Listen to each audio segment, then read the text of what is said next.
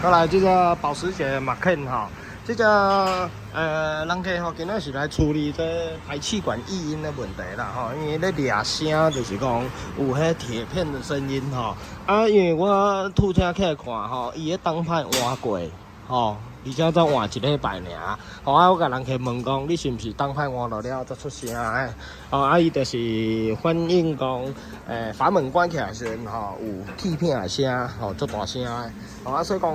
其实吼，若以即个车种来讲诶话，吼，就是讲，你诶灯牌原厂灯牌摕掉了后，吼，伊诶排气脉冲会过大，啊，过来有诶就是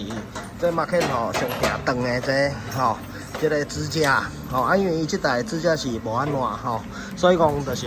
这铁片震荡的问题。啊，咱即摆就是要甲拆开该结构，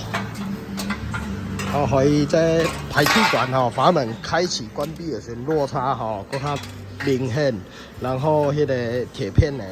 震荡声吼，就是会当降低。后来咱即摆破开啊吼，你甲看这构造吼，伊这就是电子阀门嘛，你这若洞开的时阵，吼，伊气体散发就是伫这三个空间，吼，直接散发，好，然后散发伊这拢有芒仔片嘛，好，这拢有芒仔片，好，你气体就是要从到这边，然后它再迂回来到这一口，这一口是小声，这一口是大声，好，咱即摆就是爱甲内底内部吼处理者。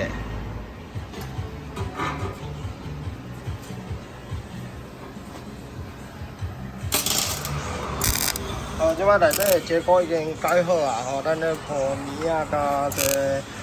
钢丝绒的部分，啊，这边咧做焊接。